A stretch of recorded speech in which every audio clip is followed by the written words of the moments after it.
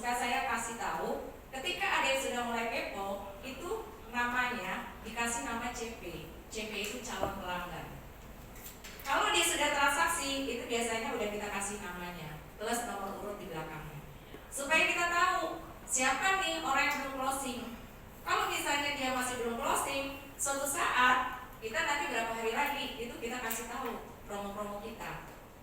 Minimal supaya dia mau itu adalah bagaimana dia mencoba.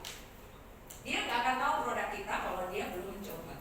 Jadi bisa kita kasih treatment sendiri untuk si calon pelanggan itu yang belum transaksi ke kita. Nah kayak gitu ya. Terus strateginya, oke. Jadi antara pemasaran dan penjualan itu berbeda. Kemudian kira-kira itu kebutuhan atau keinginan. Balik lagi, apakah itu benar kebutuhan dari customer kita? Atau sebenarnya itu adalah keinginan kita? Nah balik lagi, kita punya produk, nggak punya target pasar, maka kita memasarkan produk kepada customer. Jadi kita harus tahu kebutuhan mereka apa, keinginan mereka apa, masalah mereka apa.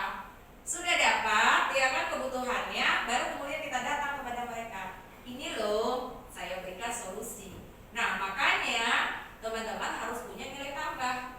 Jualan boleh sama, tapi kenapa dia harus datang ke kita? Karena kita punya nilai tambah sendiri. Contoh, kita ke mall, kemudian ada jualan pisang. Yang satu pisang harganya 15.000, yang satu harganya 50.000, misal ya. Nah kemudian yang harga 15.000 itu pisangnya biasa. Kemudian yang harga 50.000, yang tadinya kita mau beli pisang yang biasa, tiba-tiba kita lihat pisang yang harga 50.000, ih kok mahal banget ya. Ternyata yang 50.000 itu nilai tambahnya banyak banget yang ditawarkan. Mengandung omega, mengandung zinc, anti corona, kayak gitu. Nah, yang tadinya kita nggak mau beli karena kemudian lihat nilai tambahnya banyak, sudahlah, aku beli yang ini aja. Seperti itu. Contoh, jualan masker. Yang satu harganya maskernya misalnya 15.000, yang satu maskernya harganya 50.000. Tapi yang harga 15.000 maskernya biasa, yang harga 50.000 bahannya berkualitas, tidak membuat iritasi, anti corona, bisa menghambat virus sebelum masuk ke dalam hidung dia sudah mati duluan. Nah, misalnya ya kan, dia memberikan nilai tambah lebih gitu, tidak sakit di telinga, kemudian ada mutiaranya, kemudian ada bodinya cantik, kayak gitu. Kira-kira kita tertarik mana? Tertarik yang diberikan nilai tambah yang lebih. Jadi ketika kita jualan, itu sebenarnya kita bukan jualan produk, tapi yang kita jual adalah nilai tambah. Oke? Baik. Nah, strategi 5P ini biasanya digunakan untuk memenangkan hati calon customer dari target market. Oke, lanjut. Ini marketing strateginya, jadi ada 5P.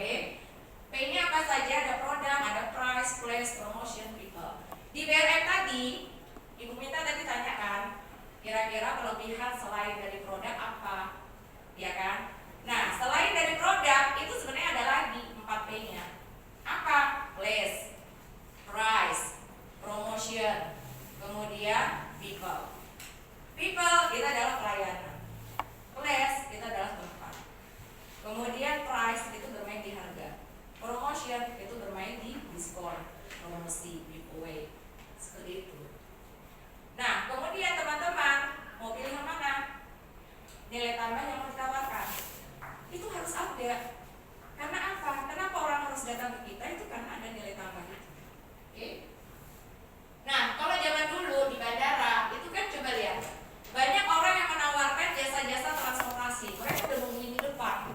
Begitu ada yang datang itu udah ditawarin, Bu ini harganya segini, kalau itu sampai di tempat nanti langsung diantar, udah gitu barangnya dibawain dan sebagainya. Karena apa? Mereka berebut memberikan nilai tambah. Oke, lanjut. Nah, kemudian mereka sampai ngantri. Tahu Bluebird kan?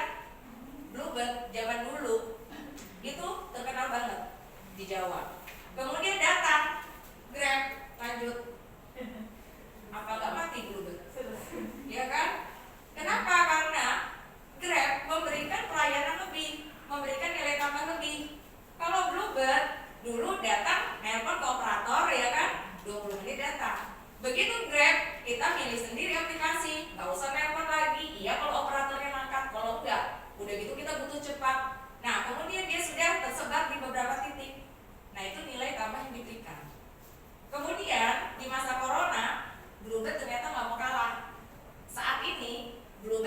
harusnya mendapatkan, dia memberikan nilai tambah karena ada tahu peluang.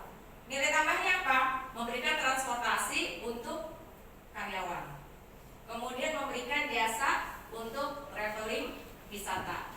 Jadi dia memberikan paket-paket karena sudah tahu dia tidak bisa bersaing dengan Grab, maka dia mencari nilai tambah yang lain.